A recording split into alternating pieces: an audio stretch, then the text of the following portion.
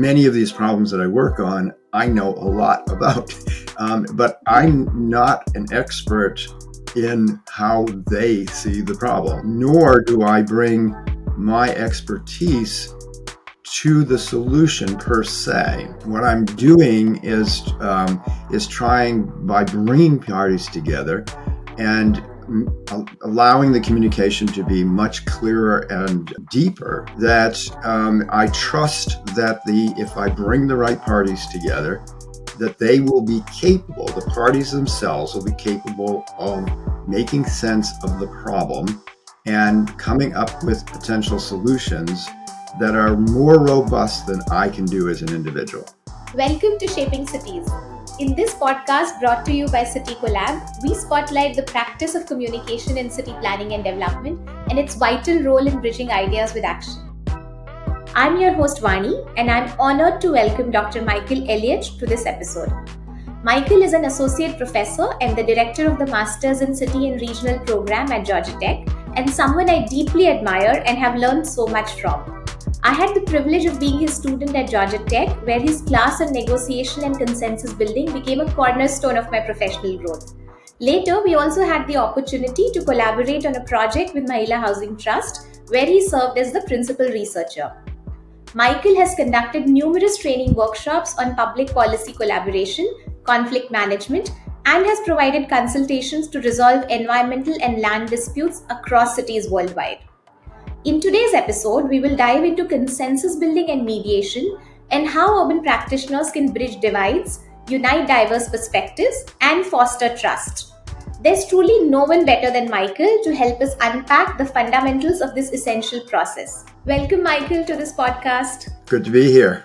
Thank you. And I think my first question, Michael, you've been teaching the class at Georgia Tech on negotiation and consensus building, I think for over 25 years, correct me. And I think for many of us, it has provided, these very fundamental, invaluable lessons that we continue to carry in our practices as city planners, as communication practitioners. So why do you believe negotiation and consensus building is so central to our profession as urban planners? So there are really two aspects of the problem that negotiation and consensus building helps resolve. One of the problems is, do the planners have the right ideas? And the right ideas are not just coming from planning expertise, but are coming from the stakeholders themselves who understand and know the problem better than the planners do at some level. They don't know the entire problem. What planners can do is bridge between all of these different groups, and each of these groups tend to have a more narrow perspective, but they understand that narrow perspective better than the planners. And so consensus building allows the planners and each of the stakeholders to engage and work with each other in such a way that they come to understand the full nature of the problem, not just their own piece of it, the full nature of the problem in a more robust way, and in a way, if well managed, in a way that starts to take into consideration not only their own perspectives, but the perspectives of the other stakeholders as well. So some of this has to do with building better outcomes and consensus building. The other piece, of course, is that planners have no power to implement on their own. They are dependent upon other stakeholders to, in fact, implement the plans that are developed, the projects that are developed. And so building the capacity for implementation and building that kind of willingness to implement is an important part of what planners try to do in developing plans. Amazing. I think that's a perfect start. So to summarize, I think, urban planners definitely for better outcomes, for, we are serving the public good. So to make sure that we are hearing the right perspectives, we are understanding the entire problem through multiple lenses. And also definitely we do want our plans to get implemented. So working with all these different stakeholders to make sure that our ideas and plans come to fruition. I think that's, exactly where the role of urban planner as a consensus builder probably sits. However, I believe, Michael, that not many urban planners uh, probably see that their role as a consensus builder. And I think there are planners who specialize probably in stakeholder engagement and consultation, and those methods. So what has been your personal journey, and how did what shaped your research and practice career around this area of mediation and consensus building? I actually started my career thinking I would be a chemical engineer. So I came from a very kind of rationalist perspective about Mhm. managing and science and things like that. And so the journey is one from somebody who starts to think of themselves as a chemical engineer to somebody who Mhm. eventually centers their career around consensus building and conflict management.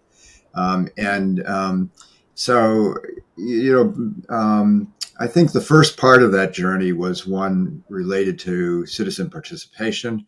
It's at least in the United States, has a fairly long history going back into the 1960s and 70s. Before that, planning was pretty much expert driven, with relatively little connection to community or to the residents in those communities. And I became interested in decision making processes, issues about how decisions actually get made, and how you build kind of political and economic and other kind of resource support for planning decisions, and the role of citizens in that. And we started with a project that looked at Europe as a kind of in the citizen actions that were occurring in Europe in different countries, and a study that we did in the 1970s and early 80s, that tried to draw lessons for the United States from Europe. And it kind of opened up the idea of that there were many different ways of engagement, including the notion of what we at that time called co-production. The idea that you, for instance, in affordable housing, you produce the housing with the residents that are going to be living in that housing.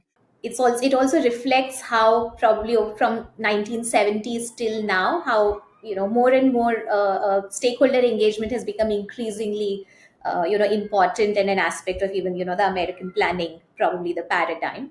Um if we get into the specifics of the process, I think, like you said, it's more, how do we bring stakeholders together, how do we understand the problem fully, how do we weave in diverse perspectives. But how would you decode the process? What is the consensus building process? And maybe if you can explain it to us using an example, that maybe you start in complex situations at a place where stakeholders have very different agendas, and then through this process we are able to come to an agreement and a consensus and move forward with a project or policy. Yeah, that's a big question. Um, I mean, it's a question of scale, obviously. How you think about consensus building in a individual project is quite different than if you're trying to change a whole set of policies and the foundations upon which the individual projects take place. And much of my work is in the area of changing policies. And so it tends to be more complex kind of work, but I think the principles are pretty similar. One is um, whenever you are dealing with a large number of different individuals, different stakeholders, that are in and of themselves not well coordinated, they're working at cross purposes at some level. The core of moving them forward is getting them to, in fact, be able to engage, which largely is a question of communication. They have to be able to both uh, understand each other, and in order to understand each other, they have to be able to communicate. And anytime you've worked with large numbers of individuals, you know that that's not natural in the sense that it just happens. It requires a process which takes into serious consideration the fact that one, their interests are not the same; they have divergent interests.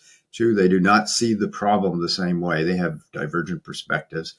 But three, that they share the problem, that the problem is really not going to go away, or the opportunity is really not going to get captured unless they work together. So what an intervention might look like at the beginning is really a series of interviews in which you, as a planner or a policy analyst, try to understand the problem not from a kind of purely cognitive level, but from the point of view of the multiple stakeholders. Many of these problems that I work on, I know a lot about, but I'm not an expert in how they see the problem, nor do I bring my expertise to the solution per se. What I'm doing is trying, by bringing parties together and allowing the communication to be much clearer and deeper, that I trust that if I bring the right parties together, that they will be capable, the parties themselves will be capable of making sense of the problem and coming up with potential solutions that are more robust than I can do as an individual. So, which is why it leads to better outcomes, right? They have been dealing with the problem a lot longer, and they're embedded in the problem often. And so it's really about being able to design a process which brings that out, which then has several steps, right? So if you want, in fact, people to grapple with problems seriously, the first is that they have to understand each other's concerns and interests. So the natural tendency to bring people together that have been trying to solve a problem for a while, that even if they've been working at cross purposes, their natural tendency is to immediately jump to solutions. It's not where you start. Where you start is trying to understand both the individuals at the table and what their concerns are, and the nature of the problem itself, which is almost always more robust than any individual thinks it is, because of the multiple perspectives. And so you have this kind of holding the group back, holding the individuals back, and saying, okay, let's really investigate what we're trying to solve before we try to solve it. And then there's this whole process of coming up with, alternatives, options, getting things at the table, which are not judged to begin with. It's about creating a range of options, most of which aren't going to be the final solution, but allows you to start exploring what the strengths and weaknesses of different alternatives are relative to the concerns and interests of the different stakeholders. And that process is an iterative process, because the more we explore the options, the more we understand not just our own concerns, because it turns out that people are not particularly good at even understanding their own approach to a particular problem, and being consistent about it in a kind of interest-based way. So we deepen our own understanding of what we care about in relationship to, but we understand the other parties a lot better. And so that then means that we can start designing more nuanced policies. And that then, of course, in the end, because there's still these differences in interests, still requires some levels of trade-off. But if you've designed really good solutions, the trade-offs are relatively small compared to the advantage of changing the policy in the direction that people have come up with. So that's in a complex public policy situation, might take 9 months. So we did, for instance, historic preservation ordinances for the city of Atlanta. We were in a situation where every year there was a major blow up around either one or more buildings that were became quite controversial. No one thought the situation, the current situation was acceptable. I mean, often the buildings got torn down, not redeveloped, not enhanced, preserved. So obviously the people concerned about that were unhappy, but it also turned out that the people who tore it down, the land, because it was so controversial, that in general the development community was not interested in developing it, and so the properties lay fallow. So all of this fight, and then the properties aren't used for 5 years because it has to wait that long. And so all of the different, the development community, the business community, the preservation community, the urban design community, all thought this needed to change. And they had an incentive to sit down and work this through. And in fact, we designed what turned out to be a 9-month process. That process led to a constitutional amendment for the state, a whole series of ordinance changes for the city. And since that time, since the actual shifts, there has been all of the controversies has been handled by the system that was created, because the system was very responsive to the particular needs of Atlanta and the way development happens here and the way preservation happens here. It was not simply trying to transfer San Francisco or some other place as a system into Atlanta, but was designed by and for Atlanta and has worked quite well. What are the most common, probably, barriers in communications that you've seen that often stakeholders, find themselves as when you mediate these, policy collaboration efforts? And probably, what are some of the communication skills that have worked well that, in a setting? So what have been some of the communications and skills and strategies that have led, the policy collaboration effort, and help shape that? But I'm sure there would have also been instances when people are just not able to cross some communication barriers. Okay, so communication barrier. The first communication barrier for many of the things that planners do is the number of groups that are involved, the number of stakeholders.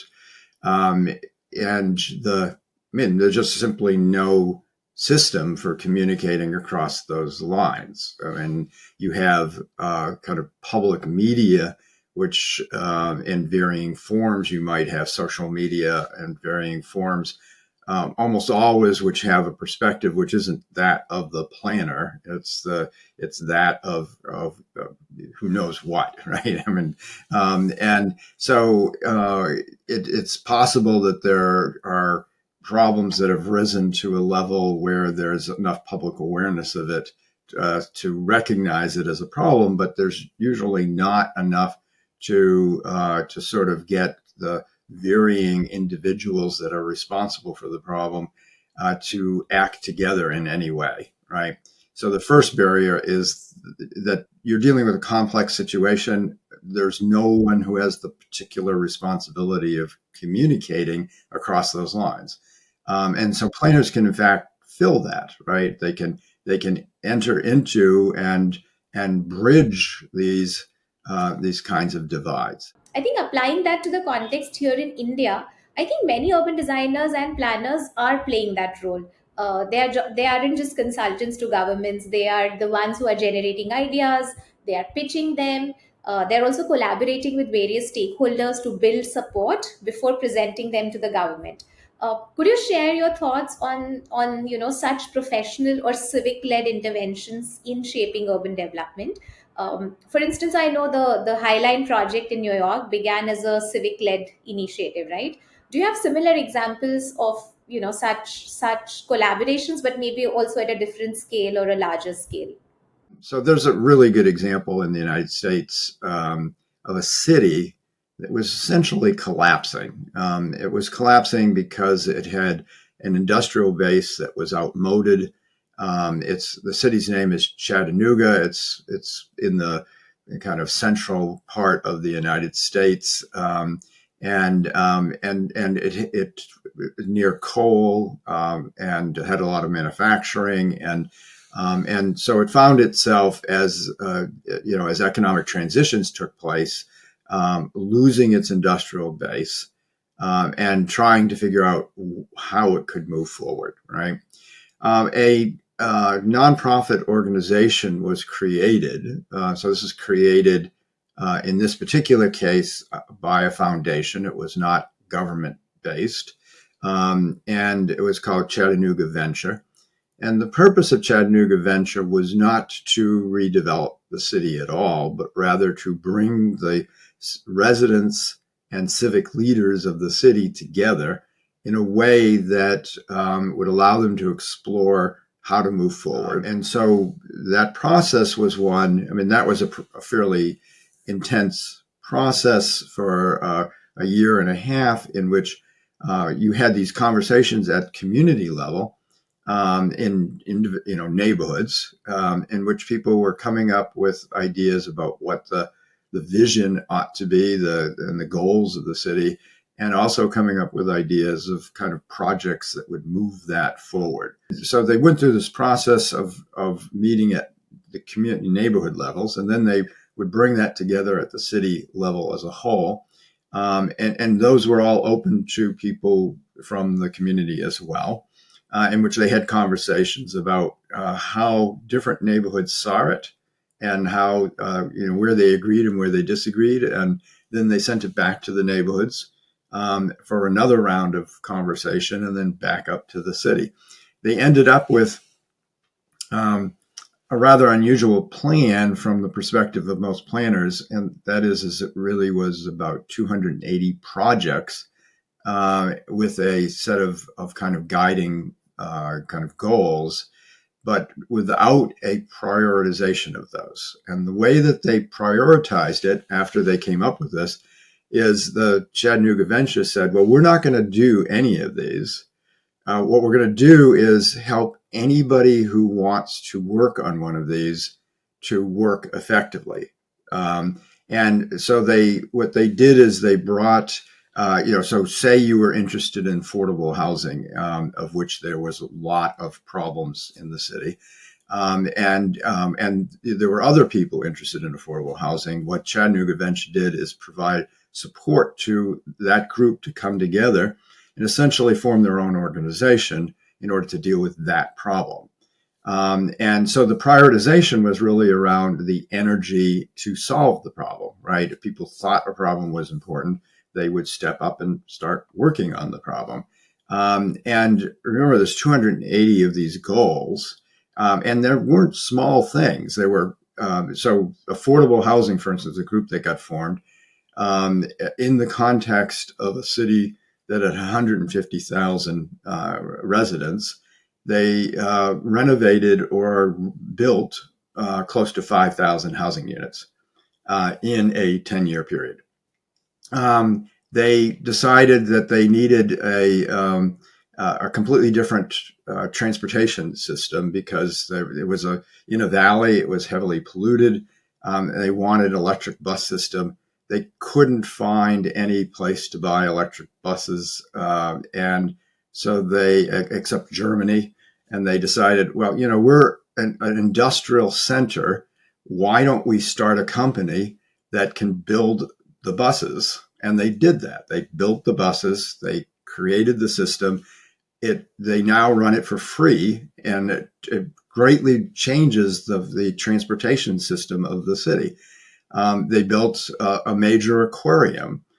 They built this aquarium in a way that was quite unusual by U.S. standards, and that is that it did not have any place to eat inside the aquarium. They did that on purpose because they wanted to generate growth in the restaurants and the places to eat around the aquarium to get people into the city, rather than just coming to the aquarium and that's all they do. These are all just individual examples. We just talked about 3 or 4, and you have to imagine 280 of these. 10 years later, the city went back, or the Chattanooga Venture went back and said, we have to do a new vision process because we've already either completed or substantially completed 80% of these projects. All of that is what we call social capital, right? It was built by the process. Didn't exist before. I mean, there were obviously things that existed before, connections. You couldn't do this every place, but a version of this is what builds the social capital, the capacity of the community to actually handle its problems. And over time, that city has had a very different trajectory relative to other cities that faced the same problem and were not able to do what Chattanooga did. And today, it's an incredibly vibrant community, having emerged from an economic and social crisis, largely because of this kind of building of social capital and a kind of consensus building, communication-based approach to planning. Thank you for sharing that, Michael. I had a chance to visit Chattanooga when I was in Atlanta, and I think I found the city really interesting, especially the public realm improvements around the museum and how they have developed the waterfront. So I think it's such a fantastic example of how collaboration between citizens and civic groups can significantly shape the trajectory of a city. My last question to you, three books or resources you would recommend to urban planners and practitioners so that they can strengthen these skills of communication, problem solving, becoming the bridges between different stakeholders and ideas to action. Okay, Vani. There are, of course, lots of different resources, and the question is, what would somebody be looking for? And I think I can speak better to not so much the communication angle of it per se, but to the consensus building piece of it. And one of them is a book that I've used every year for essentially since the book came out, which is a book called Getting to Yes. It's a very simple book. It's quite small. It's written by Roger Fisher and Bill Urey. It largely looks at the question, getting to yes is a question of negotiation, right? How do you get to the place where both of you can say yes to something that you're working on together? And it gives some very basic kinds of principles, but it does it in a way that is using storytelling to sort of illustrate what they were talking about. And the principles I have found to be quite useful for thinking about not just consensus building, but just generally working with other people. How do you move forward? So that's one. The second one I would get is Roger Schwartz's The Skilled Facilitator. But there are lots of, there's Doyle's book on making meetings work, and some other books like that, but that basically lay out the principles. And the principles of being able to facilitate effectively are actually built on the skills. I mean, there's kind of a hierarchy. I mean, good communication is at the base. There is ability to negotiate, and which is built on good communication. And then there's ability to facilitate, and facilitate is really a negotiation with all the members of the group. And essentially what you're doing is trying to get them to recognize their own interest in the work being done well and doing it well together. So the Roger Schwartz's book would certainly be one of them. There's a much more specialized book if you're at all interested in how this works and you're interested in the details of it. There is a book that Larry Susskind put together. Larry Susskind is a professor at MIT that has been quite central to kind of dispute resolution work. He edited this with Sarah McMurnan and Jennifer Thomas Lamar. It's called The Consensus Building Handbook. I don't know how available that would be. It's also a bit old, but it has incredible case studies of of actual interventions written by the people who did the interventions around all of these kind of planning and policy issues. So it has a whole section on that. It has another whole section on different aspects of putting together a process, and a chapter on each of those aspects. So it is by far the most detailed kind of how do you actually do this. There are a few others that are more specifically oriented towards environment, public policy, mediation, and where mediation is the core to it, and that are also available. But I would, if you can get the Susskind book, that would be, I think, quite good. Thank you, Michael, for joining us for this wonderful conversation and for being such an inspiring teacher and a mentor. And I've learned so much from you. And I'm sure the listeners of this podcast will also take away meaningful insights and lessons to apply in their own journeys. Thank you so much. This is definitely my pleasure, both today and to have you as a student. You've had an outstanding career, and I've appreciated the times that we've been able to work together. Thank you so much, and all the best for the next phase of your life. And thank you, all of you, for listening. If you enjoyed this episode, be sure to subscribe to the podcast so you never miss an update, and see you next time.